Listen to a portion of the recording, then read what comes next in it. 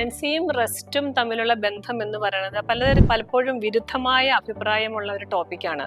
കാരണം ഗർഭിണികളെല്ലാം റെസ്റ്റ് എടുക്കണമെങ്കിൽ ഇന്നത്തെ കാലത്ത് എന്നെ പോലുള്ള ഈ തലമുറ ഇന്നിവിടെ നിലനിൽക്കുക പോലും ഇല്ലായിരുന്നു. കാരണം പണ്ട് കാലത്ത് സ്ത്രീകളൊന്നും റെസ്റ്റ് എടുത്തുകൊണ്ടുണ്ടായിരുന്നില്ല. പക്ഷേ കാലം മാറി മറിഞ്ഞു, അതിനനുസരിച്ച് നമ്മുടെ സാഹചര്യങ്ങൾ മാറി. നമുക്കറിയാം ഇപ്പോൾ എല്ലാവരും ന്യൂക്ലിയർ കുടുംബമാണ്, നാം രണ്ട് നമുക്ക് രണ്ട്. അപ്പൊ അങ്ങനെ വരുമ്പോൾ എല്ലാവരും പ്രഗ്നൻസിയെ കുറിച്ച് ഭയങ്കരധികം കൺസേൺഡ് ആണ്, ഭയങ്കരധികം ടെൻസ്ഡ് ആണ്.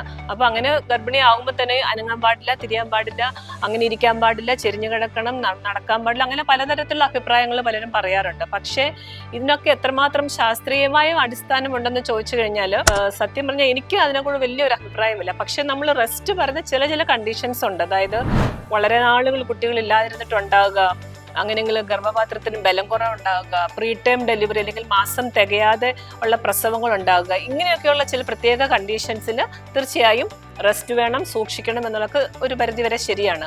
പക്ഷേ ബാക്കി എല്ലാവർക്കും റെസ്റ്റ് എന്ന് പറഞ്ഞു കഴിഞ്ഞാൽ അതൊരിക്കലും ശരിയാകത്തില്ല. നമുക്ക് നോർമൽ ആയിട്ടുള്ള ഹെവി ആയിട്ടുള്ള നമ്മളെ കൊണ്ട് പറ്റുന്ന ജോലികൾ തീർച്ചയായും നമുക്ക് ചെയ്യാൻ പറ്റും.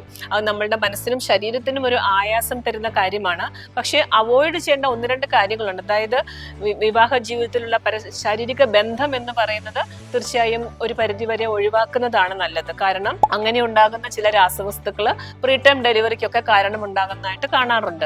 അപ്പൊ കംപ്ലീറ്റ് ബെഡ് റെസ്റ്റ് എന്ന് പറയുന്നത് ചില കണ്ടീഷൻസിൽ മാത്രം. നോർമലി ആവറേജ് ആയിട്ട് എല്ലാവർക്കും ആ ഒരു റെസ്റ്റിന്റെ ആവശ്യമില്ല.